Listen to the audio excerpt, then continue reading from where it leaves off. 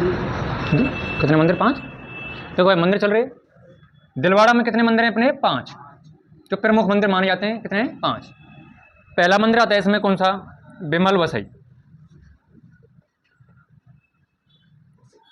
बिमल वसई मंदिर कहाँ पर है ये? तो दिलवाड़ा में ही है। बिमल वसई, हाँ बिमल वसई कहाँ पर है? दिलवाड़ा। निर्माण, इसका निर्माण किसने करवाया? तो देखो यहाँ का निर्माण है ना, इन्हें स्थानीय निर्माण नहीं करवाया, नहीं स्थानीय किसी शासक ने, व्यक्ति ने इसका निर्माण नहीं करवाया था। क्या भैया? बोल बोल।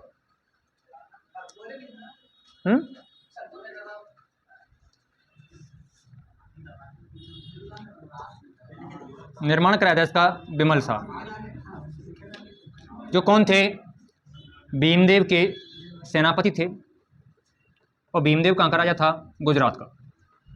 तो गुजरात शासक भीमदेव के सेनापति क्या नाम था? बिमल शाह के द्वारा किस मंदिर का निर्माण कराया गया? बिमल वसई। किसका निर्माण कराया गया? बिमल वसई। ठीक है।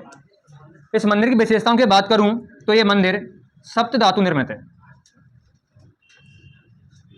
कैसा है? सप्त धातु निर्मित है। समर्पित किसको है? तो समर्पित है यह आदिनाथ को। समर्पित किसको है? आदिनाथ को। और इस मंदिर में आदिनाथ की जो आंखें हैं ना, वो किससे बनी हुई हैं? हीरे से बनी हुई हैं। हाँ, आंखें हीरे से बनी हुई। समर्पित किसको है? आदिनाथ को। अब बात आती है कि गुजरात के शासक ने जब दिलवाड़ा में मंदिर बनवाया था तो जमीन किससे ली थी? तो यहाँ का उस टाइम पर शासक था, उसका नाम है आबू शासक घुंगरू। क्या ये नाम क्या मिलता है? घुंगरू। यानी माउंट आबू का एक शासक था जिसका नाम क्या था? घुंगरू। घुंगरू से जमीन किसने ली थी? बिमल शाह ने। जो कौन था? भीमदेव का सेनापति था। भीमदेव कहाँ का राजा था? गुजरात का। निर्माण कब हुआ था इसका? 1031 ईस्वी। ठीक है। सप्त धातु निर्मित है। समर्पित किसको है? आदिनाथ को। किसको है? आदिनाथ को। ठीक है।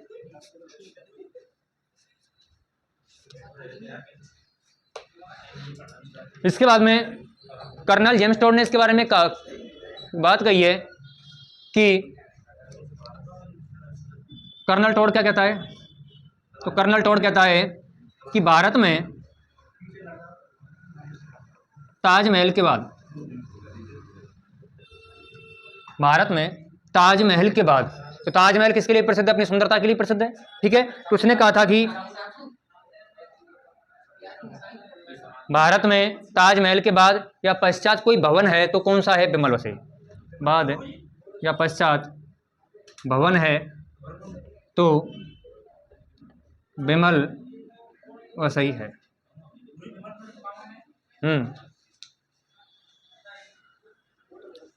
इसका वास्तुकार रह गया, वास्तुकार लिख लेना कहीं भी।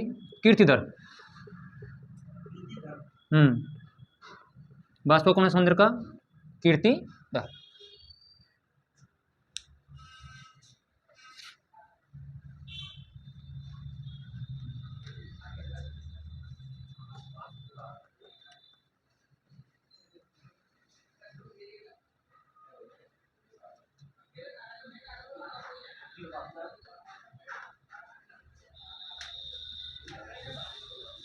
हो गया भाई?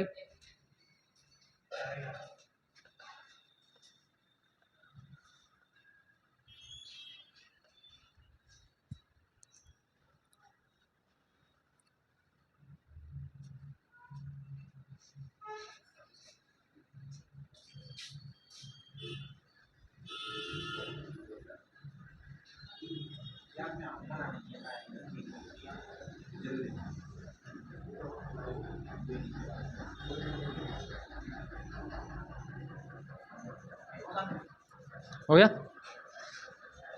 अगला है लूड़ वसई। लूड़ वसई मंदिर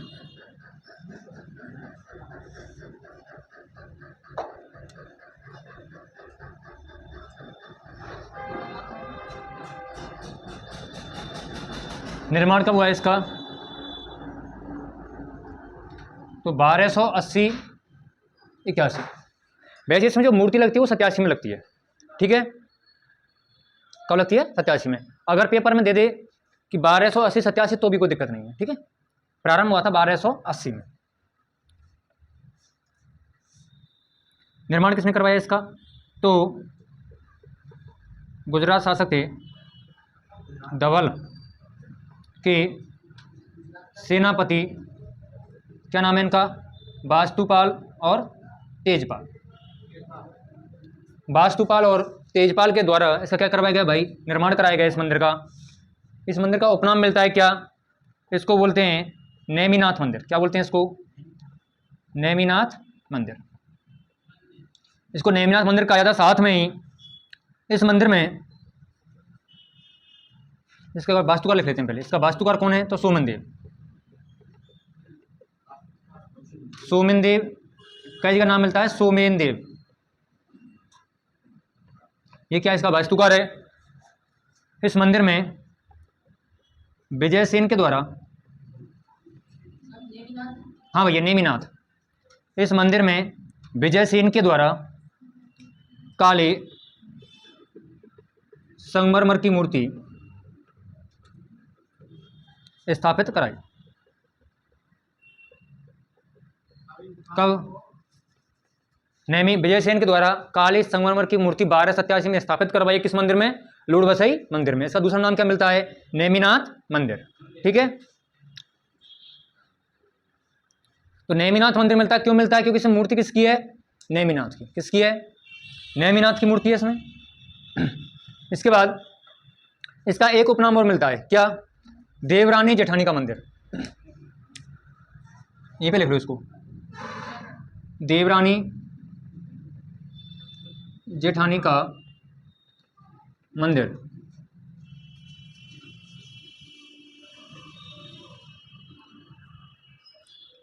तो लूड़बसई निर्माण कब हुआ? 1280 81।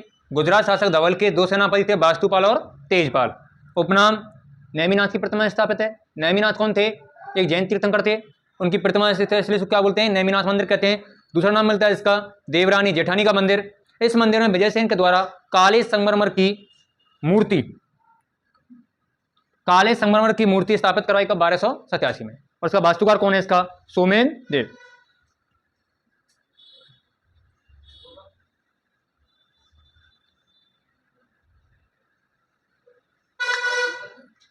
क्या भैया? हाँ पहले इसको कर लो, कहो सोमेन देव।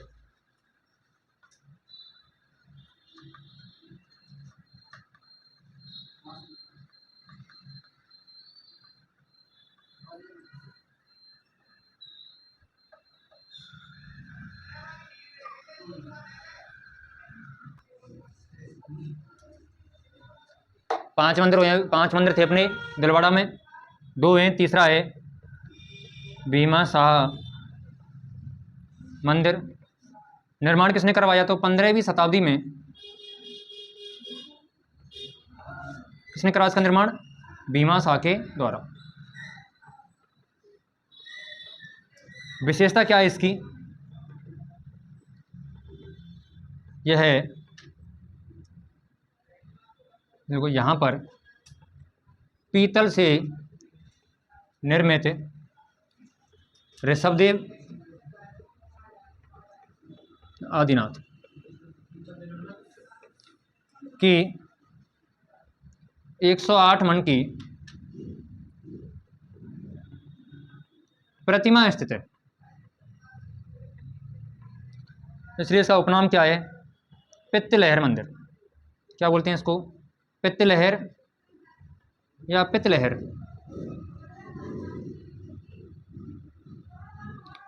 तो भीमा शाह मंदिर 15वीं शताब्दी में, हाँ ये मन है, किलो वाला मन है ना, तो तोलने के लिए यूज किया जाता है।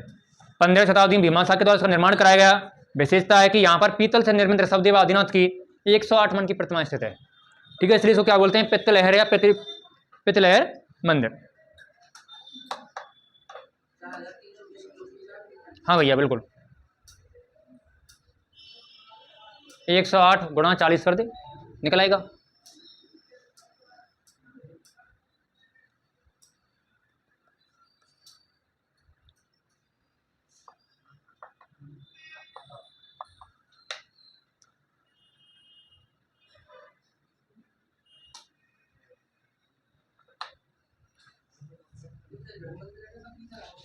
क्या भैया, इसको पित्त लहर कहते हैं या पीत लहर कहते हैं इसको, क्योंकि पीतल से बना हुआ है ना, यहाँ मूर्ति पीतल से बनी हुई, इसको क्या बोलते हैं?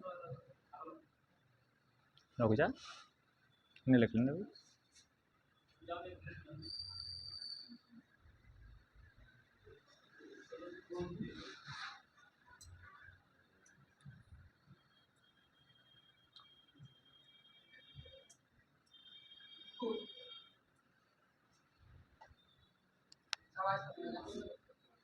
कोशिश रहेगी।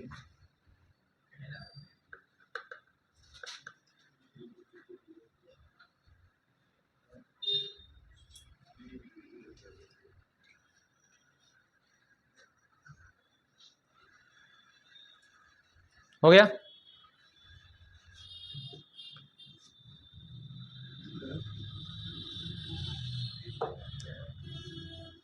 अगला है पार्श्वनाथ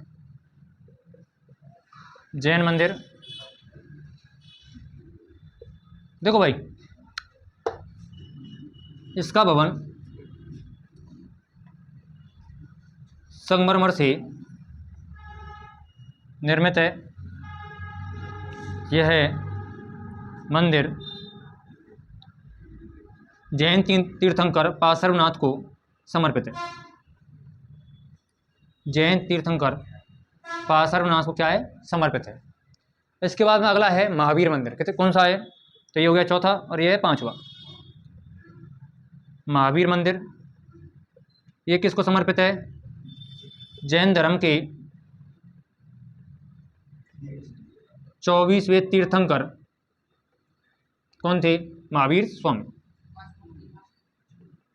महावीर स्वामी को समर्पित है। तो ये सभी मंदिर कहाँ हैं? दिलवाड़ा। कहाँ पर है? दिलवाड़ा। कहा था ना कि 5 मंदिर हैं दिलवाड़ा में, तो हो गए 5। कौन कौन से? बेमल बसई, लूड़ बसई, भीमा शाह, पार्श्वनाथ और महावीर मंदिर।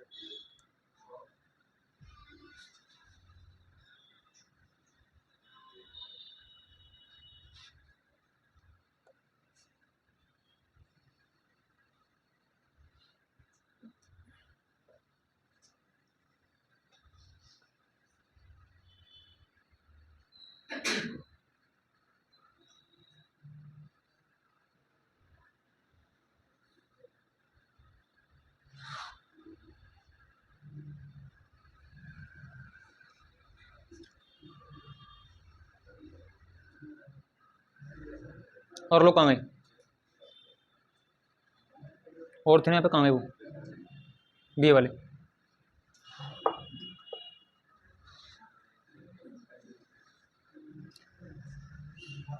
नेक्स्ट है भाई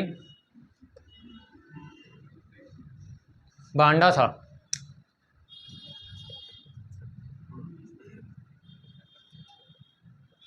कहाँ पर है ये? बीकानेर में।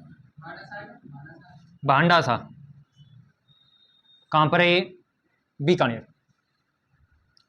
निर्माण किसने करवाया इसका? निर्माण इसका भांडा सा ने कराया था। इसी के नाम पर इस मंदिर का नाम भांडा सा मंदिर रखा गया है। ठीक है। दूसरा, इसकी जो विशेषता है वो ये है, इस मंदिर की नींव में, नींव क्या पूरे ही मंदिर में, इस मंदिर की नींव में पानी के स्थान पर घी का इस्तेमाल किया गया है। घी का इस्तेमाल किया गया। तो पानी का इस्तेमाल और किसका इस्तेमाल हुआ यहाँ पर? घी का। ठीक है। इसलिए इसका दूसरा नाम क्या मिलता है? घी वाला मंदिर कहते हैं इसको। आज भी यहाँ पर घी के धब्बे दिखाई देते हैं इस मंदिर की दीवारों पर।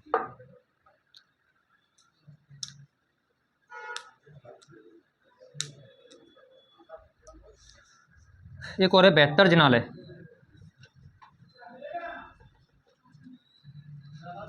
बेहतर जिनालय ये मंदिर कहाँ है? बीनमाल में। और बीनमाल कहाँ पर है भाई? जालौर। बीनमाल जालौर में कौन सा मंदिर है? बेहतर जिनालय। ठीक है। यह उत्तर भारत का सबसे बड़ा जैन मंदिर है। कौन सा? बेहतर जिनालय। विशेषता क्या है इसकी? उत्तर भारत का सबसे बड़ा जैन मंदिर, उत्तर भारत का सबसे बड़ा जैन मंदिर। बेहतर जिनालय कहाँ पर है? भीनमाल जालौर में। विशेषता क्या है? उत्तर भारत का सबसे बड़ा जैन मंदिर है।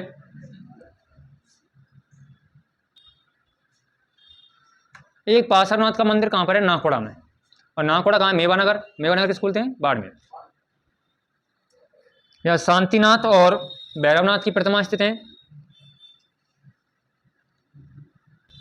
तो इसको कर लो, नाकोड़ा वाले को भी हो गए।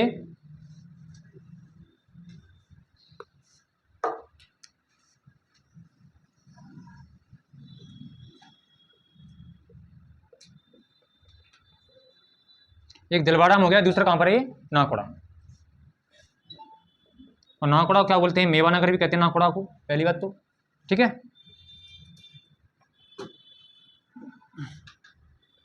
क्या बोलते हैं इसको? नाकोड़ा को मेवानगर। ठीक है,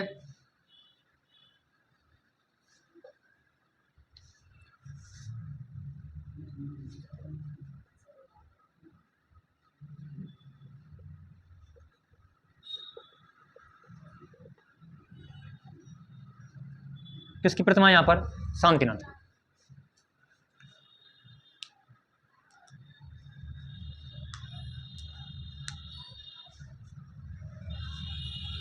एक मिलता है फालना मंदिर।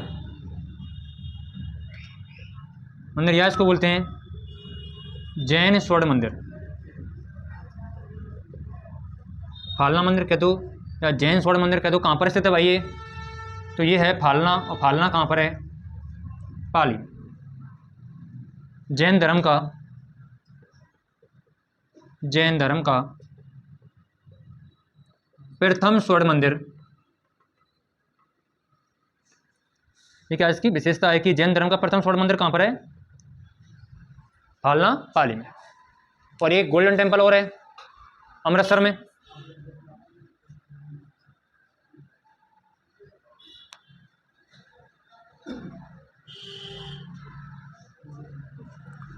फालना मंदिर याद रखना है इसको। जैन स्वर्ण मंदिर एकमात्र जैन स्वर्ण मंदिर है। कहाँ पर? फालना पाली में। ठीक है,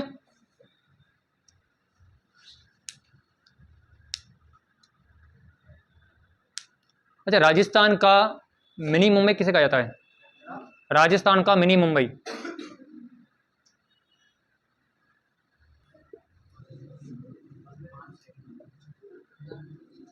अगला है ऋषभदेव मंदिर। ऋषभदेव मंदिर तुम्हारे एग्जाम में ज़्यादा भीतर से नहीं पूछेगा क्वेश्चन, ऊपर से पूछे कहाँ है या कोई विशेषता हो तो विशेषता पूछ रहे, इतना ही पूछेगा, ऐसे ज़्यादा डीप नहीं जाएगा ये। कहाँ पर है? दुलेव। दुलेव कहाँ पर है? उदयपुर में। ऋषभदेव मंदिर कहाँ है? दुलेव। और दुलेव कहाँ पर है भाई? उदयपुर में। इसकी विशेषता क्या है? इसका उपनाम क्या है? इसको काला बाबजी कहते हैं। इसको काला बाबजी, ऐसे क्या बोलते हैं? केसरिया नाथ। काला बाबजी कहते हैं, इसको क्या बोलते हैं? केसरिया नाथ। ठीक है, मेला कब बढ़ता है यहाँ पर? तो चैत्र कृष्ण, बाबा जी नहीं बाबजी, चैत्र कृष्ण अष्टमी को मेला बढ़ता है यहाँ पर। और एक विशेषता और है। विशेषता क्या? अगर हम बात करूँ कि संघर्ष, तो भील और जैन समुदाय में संघर्ष का कारण है ये मंदिर। क्योंकि भील इसको क्या बोलते हैं? काला बाबा जी का मंदिर बोलते हैं, जबकि जैन लोग क्या बोलते हैं कि हमारे ऋषभदेव जी का मंदिर है। इसी बात को लेकर के उच्च न्यायालय में क्या चल रहा है? विवाद चल रहा है इस मंदिर को लेकर। ठीक है, और आपको पता होगा कि भील केसरिया नाथ का भी झूठी कसम नहीं खाते हैं, है ना।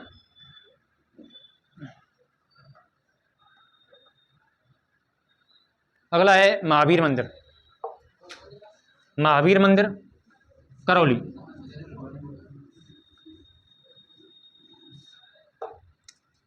महावीर मंदिर कहाँ पर है भाई? तो ये है अपनी करौली में। गांव कौन सा है? चांदन गांव। नहीं भाई, ये जैन मंदिर नहीं, हिंदू मंदिर है। इसे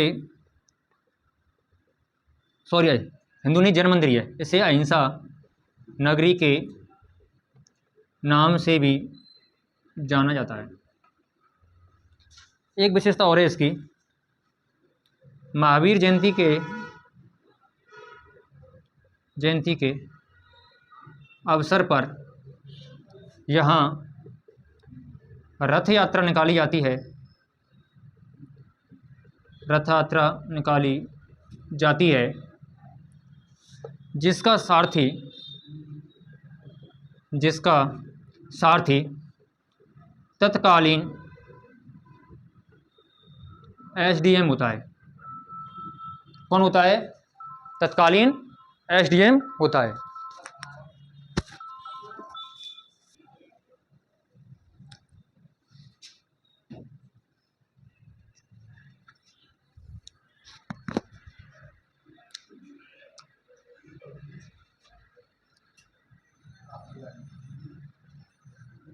यहाँ पर जो मेला होता है कितने दिन चलता है? 4 दिन चलता है। मेला 4 दिन चलता है तथा इस मंदिर के चढ़ावे को चर्मकार जाति में वितरित कर दिया जाता है। चर्मकार जाति में वितरित कर दिया जाता है। तो महावीर मंदिर कहाँ है? करौली चांदरगांव में। इसे अहिंसा नगरी के नाम से जाना जाता है। महावीर जयंती का अवसर पर यहाँ रथ यात्रा निकाली जाती है, जिसका सारथी कौन होता है? तत्कालीन एसडीएम होता है। और मेला 4 दिन चलता है तथा इस मंदिर के चढ़ावे को चर्मकार जाति में वितरित कर दिया जाता है। लिख लो, जैसे मूछाला महावीर मंदिर। मूछाला महावीर मंदिर कहाँ है? गाणेरा पाली।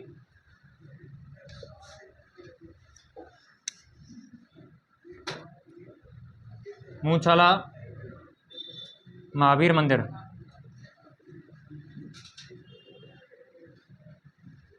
कहाँ पर है? गाड़ेराव पाली। यहाँ पर जो मूर्ति पूजित है वो किसकी? हनुमान जी की मूर्ति पूजित है। और हनुमान जी क्या है? दाढ़ी मूछ है यहाँ पर, ठीक है। तो मूछाला महावीर क्या भैया? अरे हाँ यार, ये तो है। क्या हो गया? मूछाला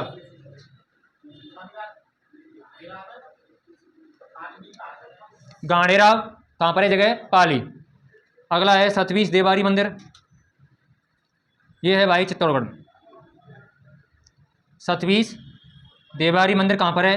तो चित्तौड़गढ़ में है।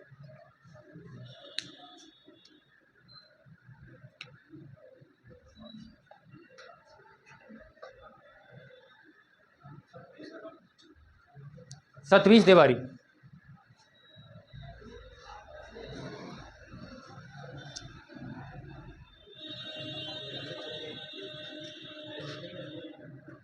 नेक्स्ट लिखो, सोनी जी की नसियाँ। सोनी जी की नसियाँ ये कहाँ पर है? अजमेर में है।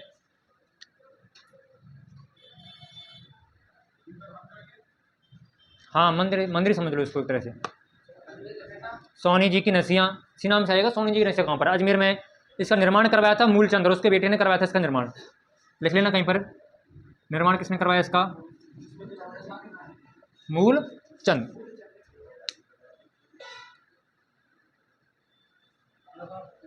ठीक है। इसका उपनाम मिलता है राजस्थान का लाल मंदिर। क्या बोलते हैं इसको? राजस्थान का लाल मंदिर बोलते हैं इसको।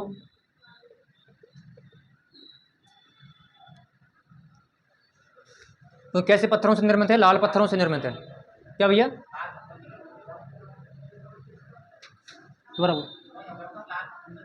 हाँ, इसलिए इसे क्या बोलते हैं? राजस्थान का लाल मंदिर भी कहते हैं इसको। ठीक है। इसमें द्वारका का चित्रण मिलता है। किराड़ू मंदिर कहाँ पर है? किराड़ू बाड़मेर। मूलतः कौन किसको समर्पित है मंदिर? अगर बात करें तो इसकी शैली कौन सी है इस मंदिर की? तो नागर शैली है। और नागर में भी कौन सी है? तो पंचायतन। नागर शैली के 3 प्रकार बताए थे ना मैंने। तो उसमें कौन सी शैली है? पंचायतन। ठीक है। पहाड़ी कौन सी है? हल्देश्वर हैं। हाँ भैया, कौन सी पहाड़ी पर निर्मित है ये? हल्देश्वर पहाड़ी पर, नागर शैली में। और नागर शैली का कौन से उपभाग में? ये पंचायतन शैली में। और पंचायतन शैली में क्या है इसका? एक तो क्या है? विष्णु मंदिर है, और 4 क्या है यहाँ? शिव मंदिर। ये पे लिख लेना, एक विष्णु मंदिर और 4 क्या है यहाँ? शिव मंदिर। तो एक तो विष्णु मंदिर है यहाँ पर, और 4 क्या है यहाँ पर? शिव मंदिर। ठीक है।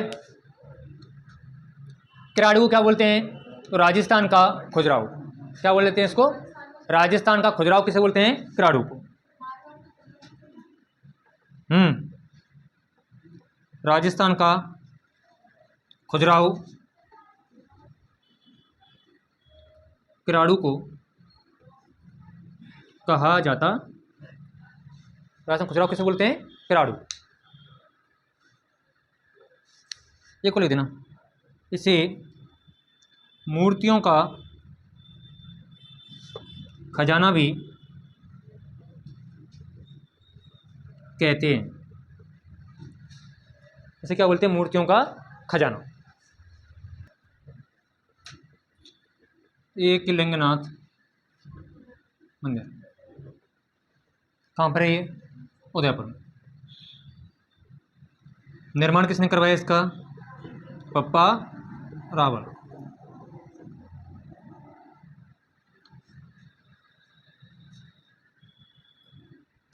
इस मंदिर के परकोटे का निर्माण महाराणा मोकल के द्वारा करवाया गया।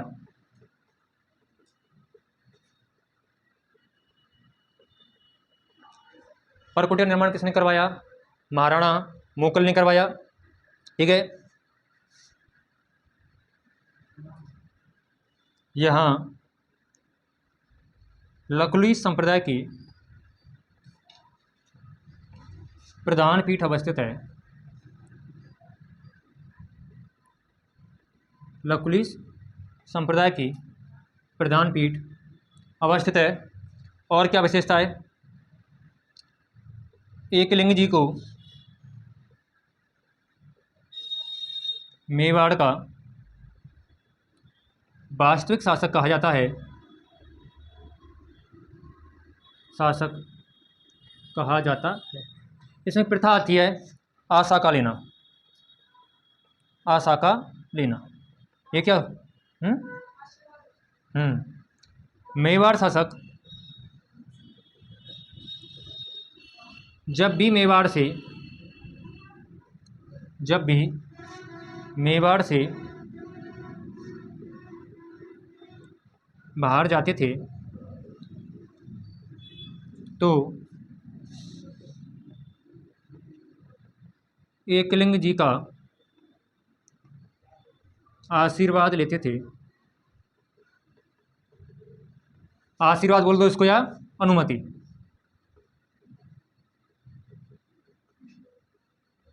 इसे क्या बोलते हैं? आशा का लेना। तो एकलिंगनाथ जी का मंदिर कहाँ है? उदयपुर। निर्माण किसने करवाया? पप्पा रावल ने। इस मंदिर के परकोटे का निर्माण किसने करवाया? महाराणा मोकल के द्वारा करवाया गया है। यहाँ लकुली संप्रदाय की प्रधान पीठ अवस्थित है। साथ ही एकलिंग जी को मेवाड़ का वास्तविक शासक कहा जाता है। अगर बात करें आशा का लेना, तो मेवाड़ शासक जब भी मेवाड़ से बाहर जाते थे तो एकलिंग जी का आशीर्वाद लेते थे, या क्या लेते थे? अनुमति लेते थे, जिसे क्या बोलते हैं? आशा का लेना।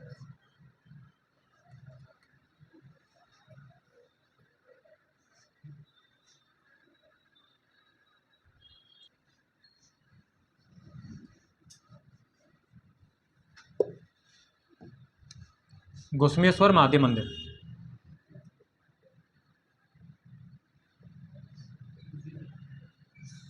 घुश्मेश्वर महादेव मंदिर कहाँ पर है? ये सिवाड़, सवाई माधोपुर।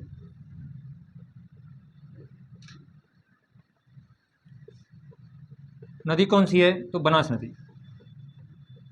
बनास नदी के तट पर सिवाड़, सवाई माधोपुर में स्थित मंदिर है कौन सा?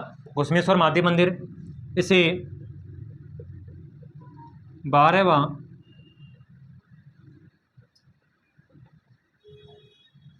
ज्योतिर्लिंग कहा जाता है। यह राजस्थान का एकमात्र शिव मंदिर है। यह राजस्थान का एकमात्र शिव मंदिर है जो 12 महीने जल में डूबा रहता है।